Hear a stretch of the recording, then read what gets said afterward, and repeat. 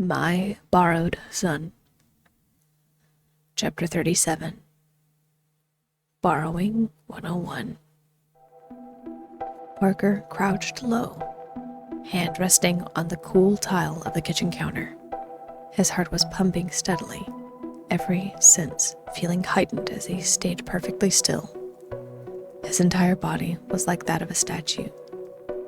Everything felt perfectly in place. Cocking his head to one side, he heard his mom getting her cup of morning coffee mere feet away.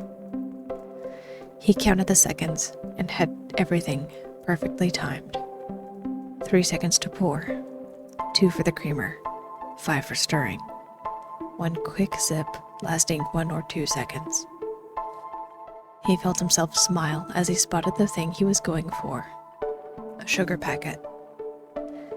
His mom turned and headed for the main counter, book in one hand and mug in the other, and sat down on one of the swiveling chairs. The time was not now, however. She usually forgot something on the opposite counter, which would bring her inches from him, and then it would be time to move. Sure enough, Parker's prediction came true. Amanda turned back to the main counter once everything was on the island counter. She reached for the breakfast bars she had been eating for breakfast for forever, which was directly in front of him. Only 2 inches from him, Parker felt the urge to flee, but he fought it. Parker paused and watched as his mom's fingers lingered there for a long time before she returned to the counter. This is when Parker made his move. He darted along the backsplash, ducking behind various jars and even managing a perfect tumble as he cleared the bread bag. Silent and unseen, he managed to make it to the coffee station, snag one of the sugar packets, and slip it into his bag and slide to safety on the other side of the refrigerator and down the safety line before his mom turned around again. The moment he touched down, he turned toward the awaiting crowd. Kurz, Toulouse, Mira, and the 2 oldest siblings, Kit and Finnick, all stood at the end of the line by the base of the refrigerator. He fished out the sugar from his pack and grinned, heart still skipping a beat now and then from excitement. "So, how'd I do?" asked Parker. Mira was the first to break, naturally, as a maternal smile of pride spread across her face. Kurz was the second to break as he stepped up to Parker's side and ruffled his hair playfully. Finnick, like his father, gave a nod of approval, while Kit kept her arms folded. "Beginner's luck," Kit quipped as she turned and headed back for the safety of the walls. "Don't listen to her. She's just jealous that you're a natural," stated Finnick. "Just make sure to keep your tumbles to a minimum. They feel cool in the moment, but depending on what's in your pack, it might throw you off and cause problems. Otherwise, good control." Toulouse smiled and gave his son an approving pat on his shoulder. "We'll do more tumbles tomorrow," he said gruffly, before, like his daughter and his wife, they too vanished into the walls. Kurz nodded and patted Parker on the shoulder. "As far as borrowing basics, I think you've got it, kid," commended Kurz. "Now, the main test is seeing what your mom noticed. So, let's go find out." Parker felt himself beaming as he and Kurz both stepped out from the corner of the counter that met the appliance door and headed for the secured lines that had been installed for them. It was hard to believe that it had only been 1 month since Parker's return home after his harrowing misadventure. After Parker's return, he and his mom had a long talk about what happened.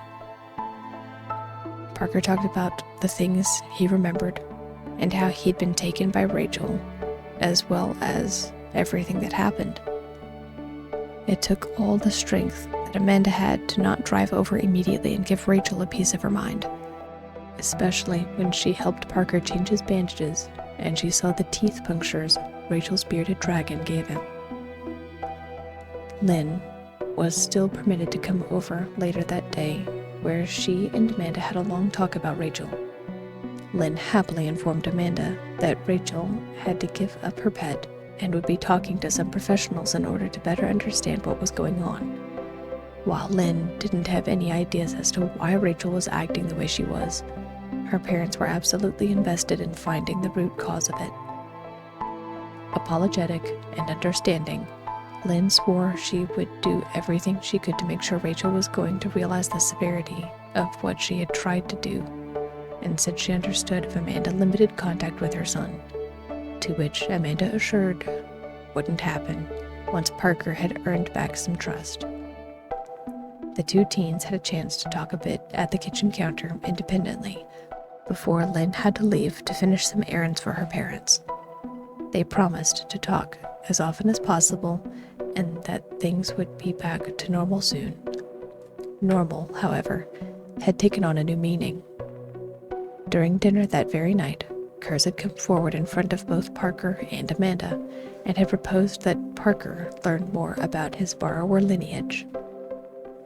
Though Kurz didn't know Parker's family and assured he wasn't trying to cut in where he wasn't welcome, he offered his services in teaching Parker how to hone his borrower skills. It'll help keep you safe if you decide to strike out on your own one of these days, and help you in everyday life when it comes to maneuvering in the human world, stated Kurz. No pressure, and no rush. Give a shout when or if you're ready. For both Amanda and Parker, it wasn't a difficult decision. Now that Amanda knew about borrowers, she wanted to make sure Parker had all the knowledge and skills possible to help him succeed. The discussion was a brief one, but they both decided that Parker needed to learn from Kurz. It took a week, however, for Parker to begin earning back his privileges.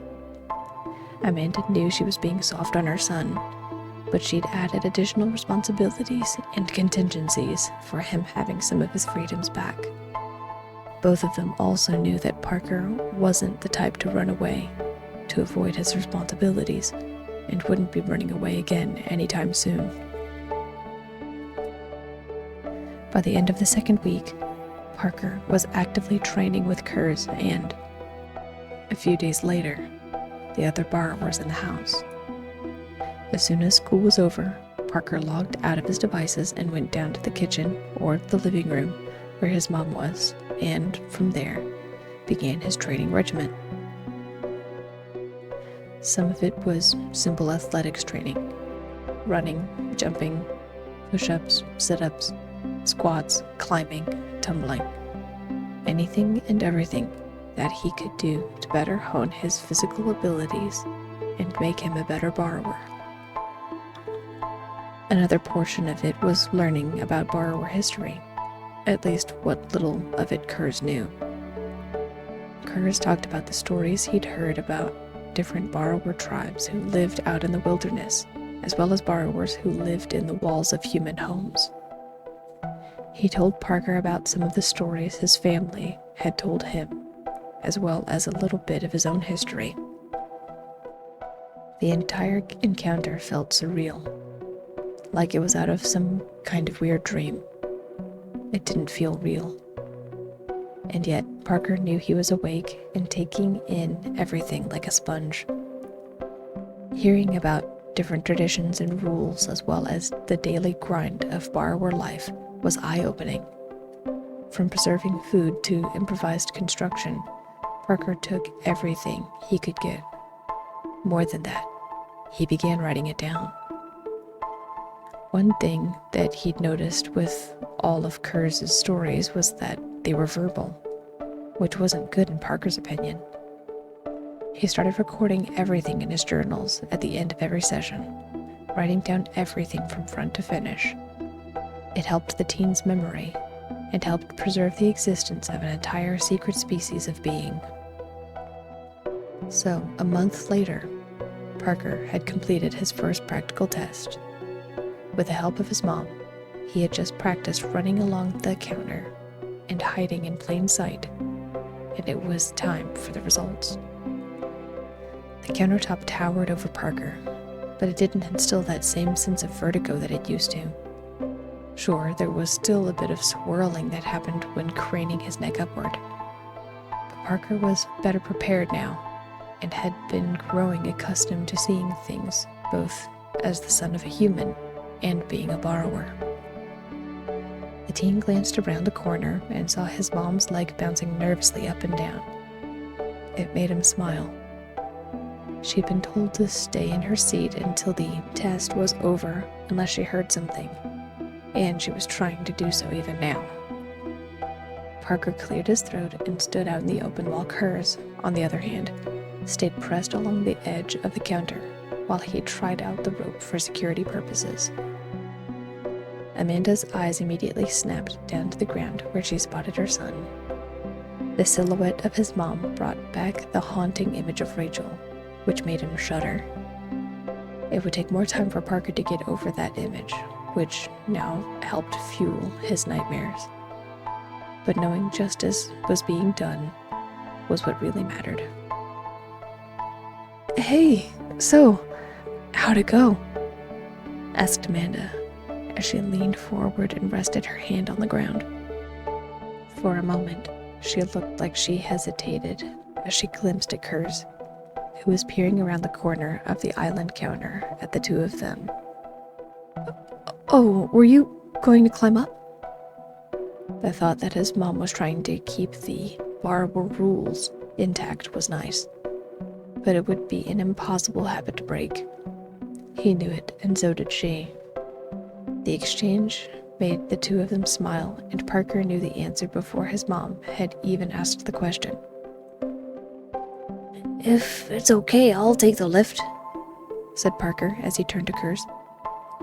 "Want a lift?"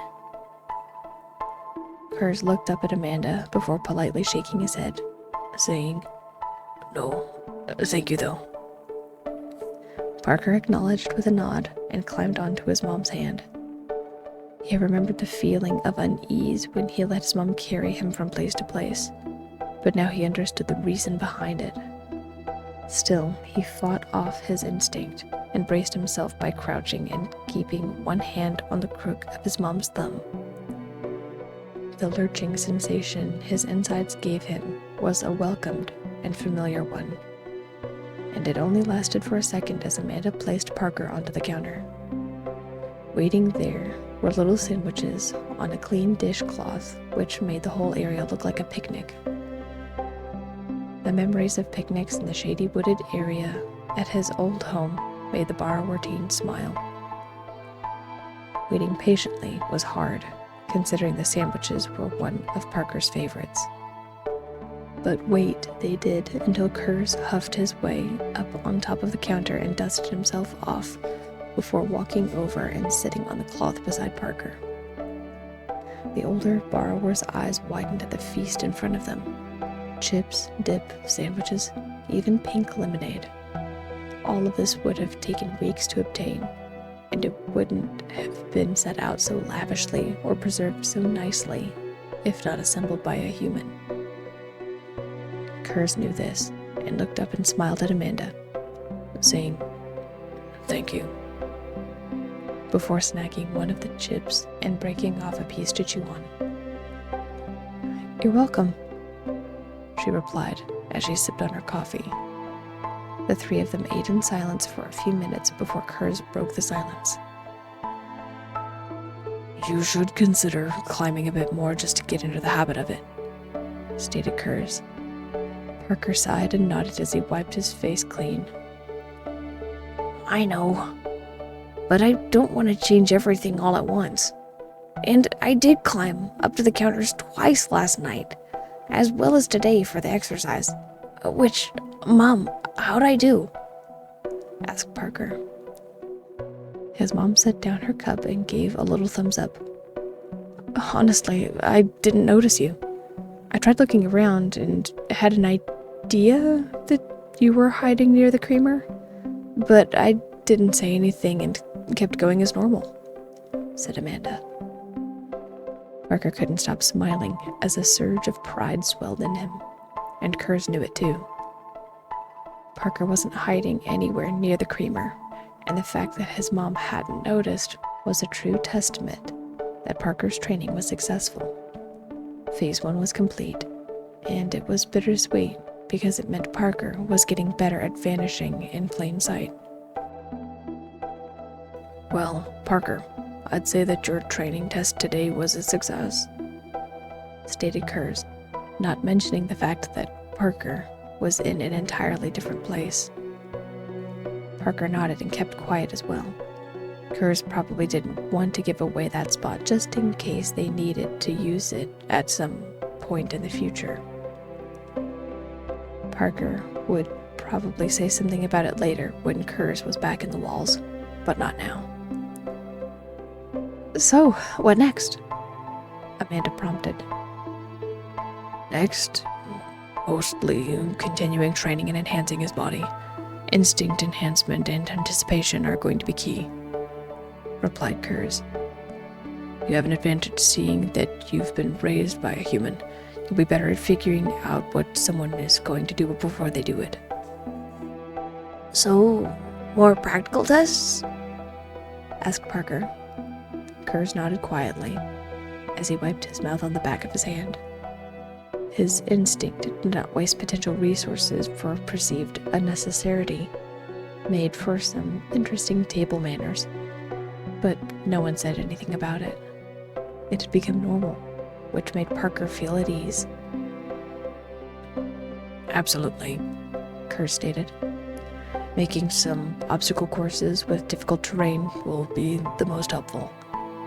Also, we need to work on your hook tossing. So far, you've never been under pressure when tossing. A real scenario would have you practice that. Also, fast line descent.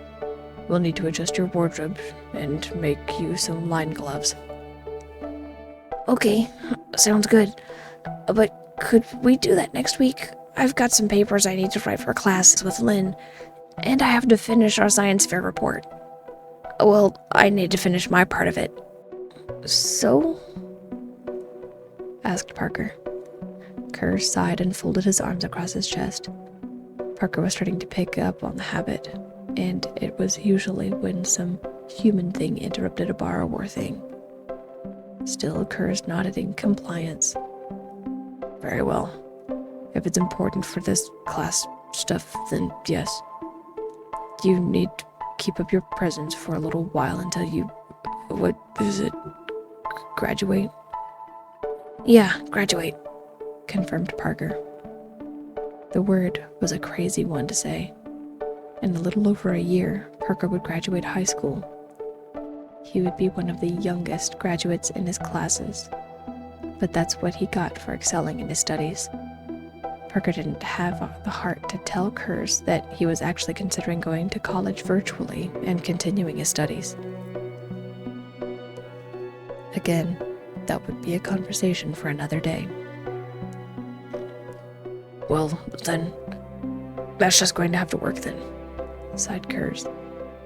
Apologies I can't stay longer, but I have a few things I need to prepare in my area. I did want to bring something up for both of you, if that's all right. Amanda felt herself stiffen, and Parker felt a bit of unease settle over him as well.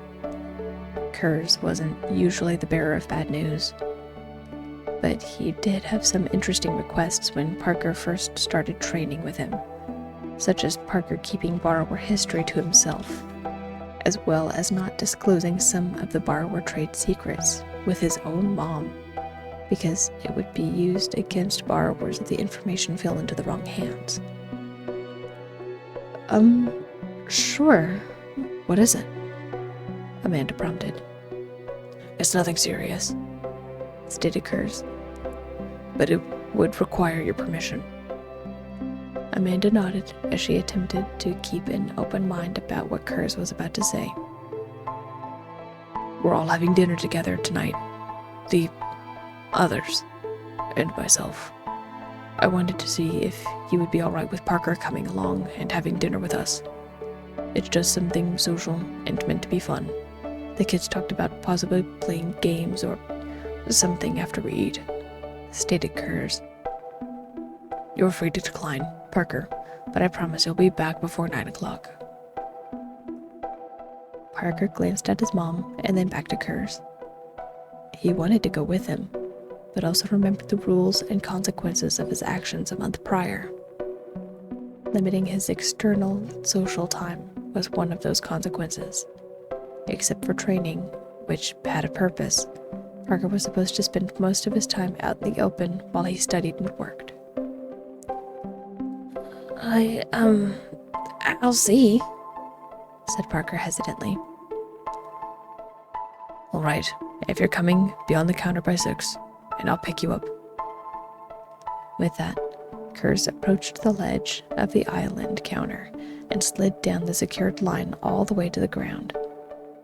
Parker wasn't sure if it was tension in the air that he was feeling, but something did feel a bit different between he and his mom.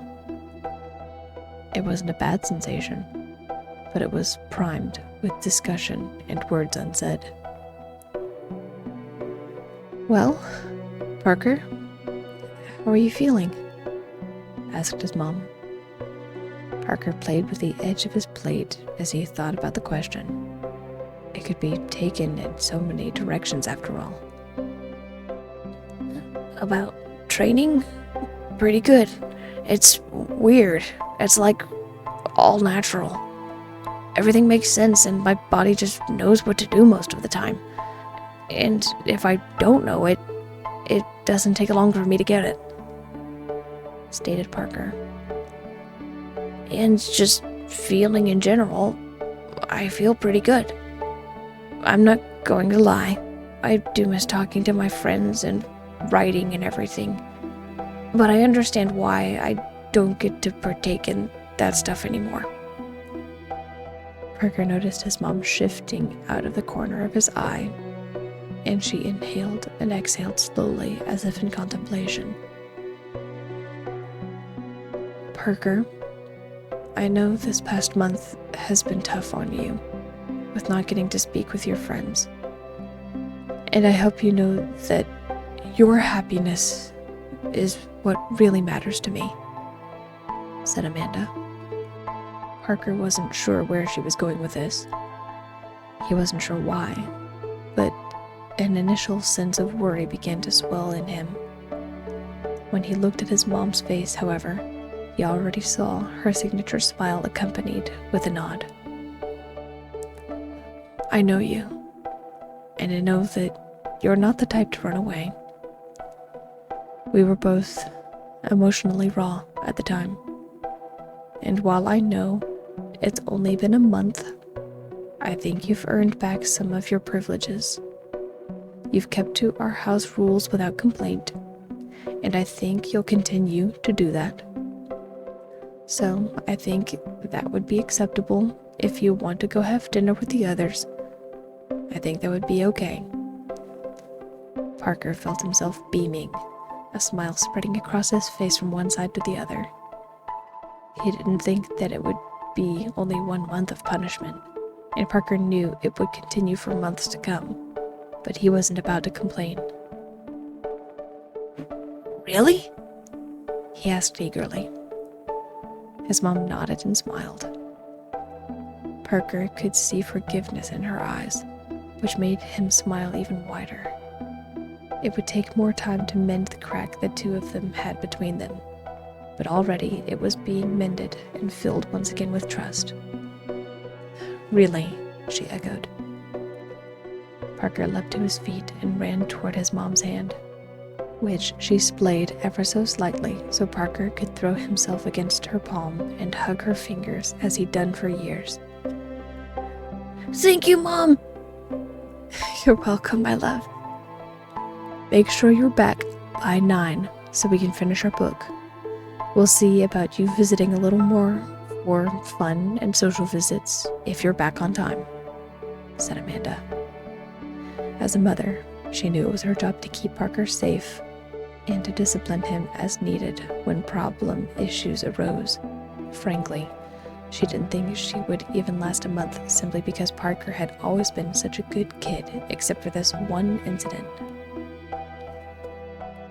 At the end of the day, all of this was for the best, and Amanda knew it.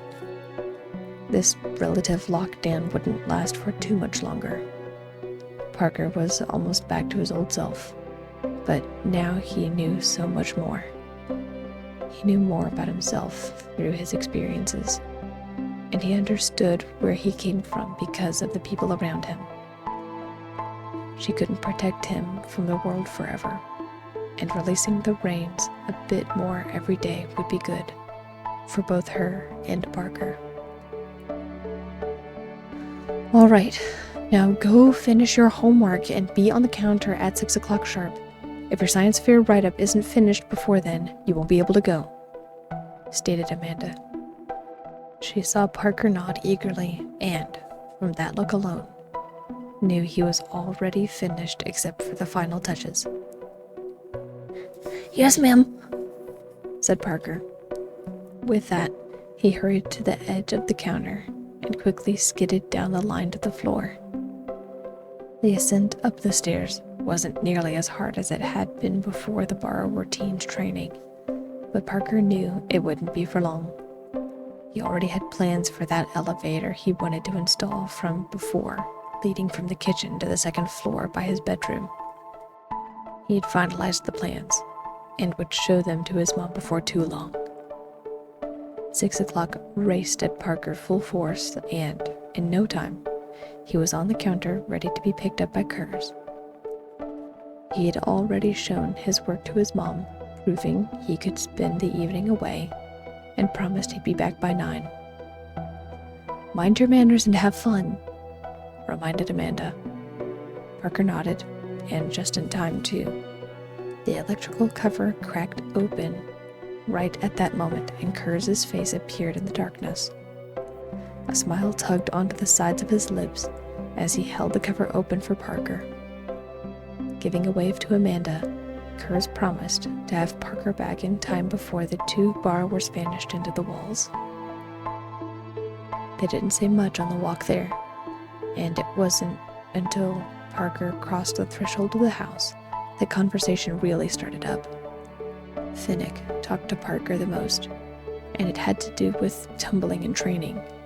His suggestion was having Amanda make an obstacle course that Parker didn't see her make, and have Parker run through all of the blind challenges. Kit was still being standoffish, but the youngest boy, Reed, said that Kit wouldn't shut up about Parker when he wasn't around. This sent the two borrower kids into a tussling match, which Kit barely managed to proclaim herself as the winner. Meanwhile, Mira pulled Parker into the kitchen and quizzed him on his knowledge of the food they were baking and how to store the food in the best way possible. Considering they were having mac and cheese, rehydrated beef jerky, and green bean fragments, which were also being rehydrated, Parker was able to provide the answer to everything. It wasn't until they were about to sit down when there was a knock at the door. It was so unexpected that Parker whipped around and instinctually reached for the pen he now kept at his side. Startled, the borrower teen glanced around and felt a bit surprised when no one else had the same reaction. It was almost as if it was expected. Is that them? Asked Reed as he untangled himself from Kit's hold and ran for the door. Hey, don't just charge at the door. It might be a stranger, Kit scolded as she charged after him. Parker listened to the door open as muffled voices began conversing. Based on their tone, they all knew one another. "Hey there, Poppins," said an unfamiliar voice. "What on earth happened to you two? Wrestling again?" No, punishing this one because he was being rude, Kit replied. In your dreams, snapped Reed.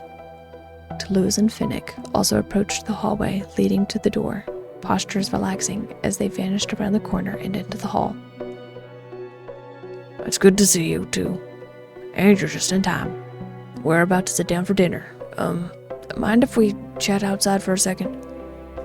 Suggested Toulouse. Sure. What's up? Asked a second strange voice. The door opened and then closed as the muffled voices continued talking outside. Kurz followed behind moments later. It must be our two friends from beyond the yard, remarked Mira, as she gave Parker a little nudge on his arm with her elbow. You don't have to worry. They're friends. If you feel uncomfortable, we don't have to invite them in. No, replied Parker. It's all right. You said they're friends from beyond the yard? Yes. Though we don't know too much about where they're from, since they don't talk about it much. We do know they're excellent borrowers and live somewhere far away. They go around from house to house figuring out what other borrowers might need and take the risks to get it. They're very good at what they do. They're the ones who borrowed the pieces for my leg. Oh, said Parker, as their names came back to him. It's Ray and Hero, filled in Reed. They're seriously the coolest borrowers out there. Other than my mom and my dad, I'm definitely going to try and join their team one of these days. They've got so many cool things that they've borrowed, and their stories are seriously the best. All right, Mr. Adventure. Would you please set the table and get the extra chairs? Asked Mira. Reed obeyed, while continuing to talk about the two newcomers, rambling about this and that as Parker moved to help him.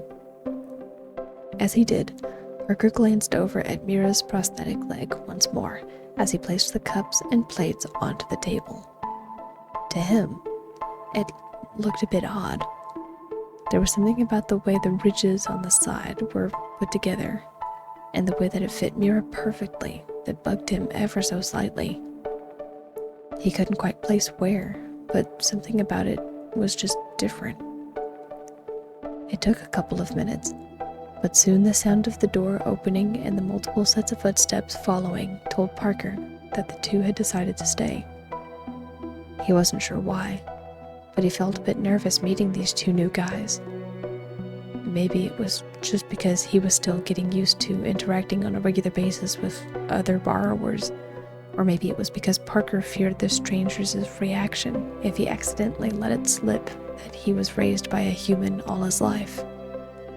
Whatever the case, Parker took a quick, calming breath as he turned and faced the two strangers.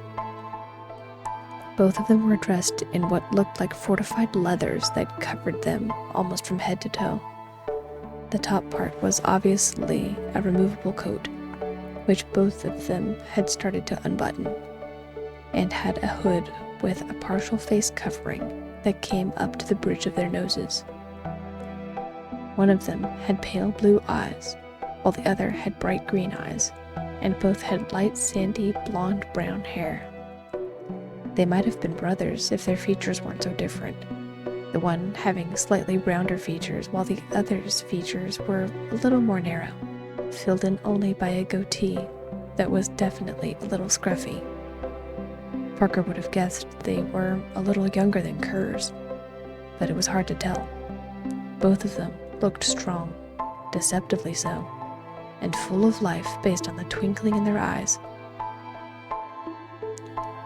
Well, hey there. It's always nice to see a new face. You're Parker, right? I'm Ray. And this is my friend, Hero, said the one with the goatee. He held out his hand for Parker to shake. Parker reached out and immediately shook the stranger called Ray's hand. He did the same for Hero. It's nice to meet you, Hero said. Sorry to intrude. If we'd known the family was going to have company, we would have just camped outside tonight. No, it's all right. The more the merrier, Mira stated, as she began loading up the table with a prepared meal. So what kind of stuff did you bring? asked Reed, which earned him a scolding glance from his father. The young borrower didn't say anything else and merely took his seat while looking eagerly at Ray and Hero. He was so excited he was squirming in his seat, making it squeak as he did. Both of the strangers glanced at one another and laughed as they gestured to the hallway. We do happen to have a few things in our packs that you all might find fun and useful, but we'll have to wait for your parents' permission. Sound good? Suggested Hero. Yes. Reed grinned. Finnick and Kit both attempted to take a seat right next to Ray, while Reed elected to sit next to Hero. The squabbling siblings resulted in Parker being placed next to Ray, while Kurz and the other adults sat on the other side of the table. The cramped quarters made Parker think about how this felt like a real family gathering. He'd seen it in movies before, but he'd only ever had his meals with his mom. It felt oddly welcome, and Parker was going to embrace every second of it. They ate and conversed amongst one another. Mostly, Parker felt himself listening as he heard about Ray and Hero's travels. They did indeed come from beyond the yard and further beyond that still. They talked about how they were trying to tame birds for faster travel, and even showed off some of their scars from recent lizard-based encounters. I see you've got some scars of your own, Ray pointed out as he nodded his head toward Parker's left arm. Everything had long scabbed over, but there were still distinct teeth marks all along his shoulder and arm from where he'd almost been taken by the bearded dragon. How'd you get those, if you don't mind my asking? Parker wasn't sure what it was, but there was something intuitive in those pale blue eyes that were on him. It's okay, little man. You don't have to say. I think I know what those belong to. Bearded dragon, right? Nasty things if you wake them up and they're hungry, stated Ray as he continued to eat. You fought one before? Asked Reed. Yeah, definitely. A human was walking her pet a while back, and let it loose in the grass to hunt bugs. Found my hiding place immediately and grabbed my leg pretty good. Got out in time, though, which is the important thing, said Ray. Yeah, I had to carry his pack for the rest of the day while he recovered, chimed in Hero. Parker felt himself grinning, knowing he had something in common with these awesome, adventuring borrowers. He wondered for a moment if it was the same bearded dragon that got the both of them, but that would be too much of a coincidence. But enough about that. Parker, since you're new here, have any questions for us? Parker thought about a question for a second. As he did, he felt a tap under the table as Mira was readjusting herself in her seat, and the nudge was from her prosthetic leg. Oh, I'm sorry, Parker. I didn't mean to hit you. She apologized. Parker waved it away and smiled. He glanced back down at the leg when it finally hit him. He'd seen grooves and patterns like that before, on a 3D printer. Some of his friends had done 3D printing before, and between the color and the custom fit, it seemed like too many coincidences to be brushed off. Someone who wasn't familiar with models and the whole process wouldn't know the difference between a doll leg and a printed one. And if that was the case, how did Hero and Ray have access to something like that? They needed supplies, electricity, and the programming skills in order to do all of that. That's when a question came to mind. I do, actually. How'd you do that? Asked Parker as he pointed to Mira's leg. Huh? asked Hero as he glanced over the table at Mira's leg. His body shifted from openly friendly to a distinct shiver going down his spine. Ray obviously saw that too and smiled politely. Miss Mira's leg. She said you all were the ones who brought it. How'd you make it? If you're... Wait, what is it? Audis? How'd you get the supplies and everything to make it? Asked Parker. The two borrowers glanced at one another, now a bit tense, which prompted Parker to continue.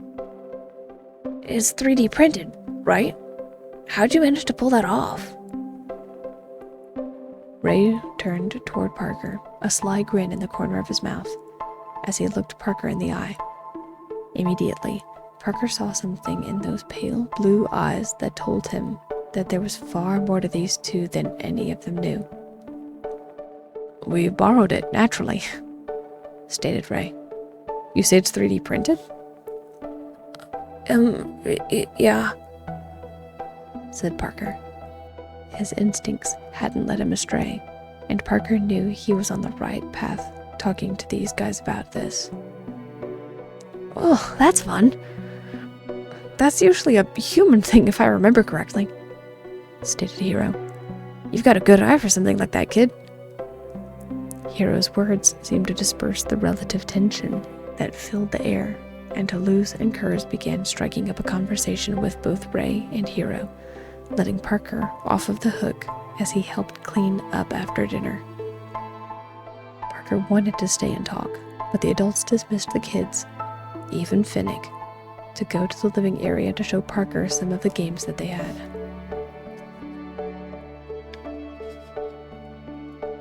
Together, they played Pictionary, some dice game called Pig, and even started their own checkers tournament because they didn't know how the chess pieces actually worked. The rest of the evening progressed smoothly, each group keeping to their own, relatively speaking, until the very end when Kurz came to the living area to collect Parker. "It's time to go, Parker," said Kurz. "Don't want to make your mom worry." Yes, sir, said Parker. I'll teach you guys chess next time. Yeah, Kit said as she rolled her eyes. Whatever. When Parker went around the corner to the hallway, he noticed Ray and Hero also loading up their bags, which looked like they were made of some light, durable fabric that must have been hard to find. Leaves were plastered on the outsides as well as small bits of grass and twigs. It looked like there was a soda cap shield on the sides of both of them, as well as helmets and other useful implements. Oh, are you leaving too?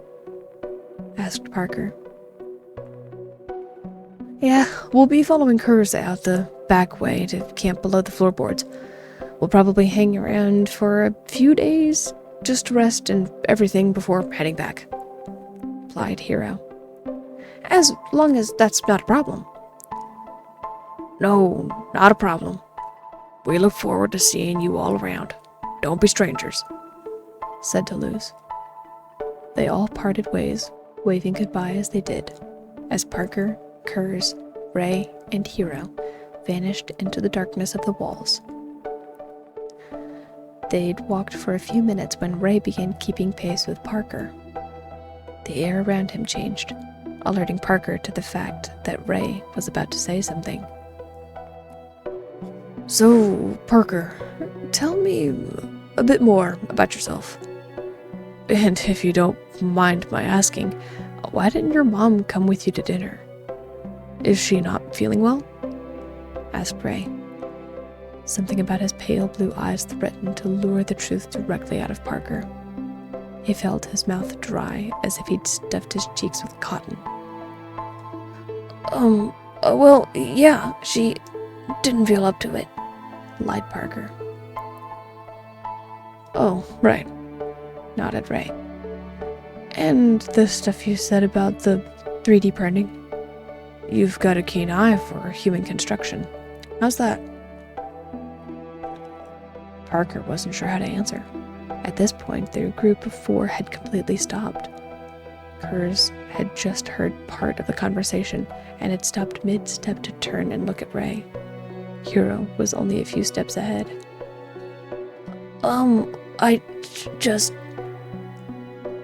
You just know? Because you've done it? Or have friends who do? Human friends? Asked Ray. The bluntness of his question threw both Kurz and Parker off guard, but Hiro simply placed his hands on his hips and sighed. Ray, I thought we were going to talk about this later before asking Parker and Kurz about this, Hiro scolded. Wait, what are you two? Kurz started as Hiro directed his attention to the older of the 2 borrowers. When Deleuze brought us outside and told us that Parker was in a bit of a unique situation and that we shouldn't pry too much because it would upset him, we suspected something was a little different about Parker. And not just the normal borrower trauma thing. And then Parker said that thing about 3D printing, which only someone who is familiar with the look would really know what to look for. So, we had the same idea, said Hiro.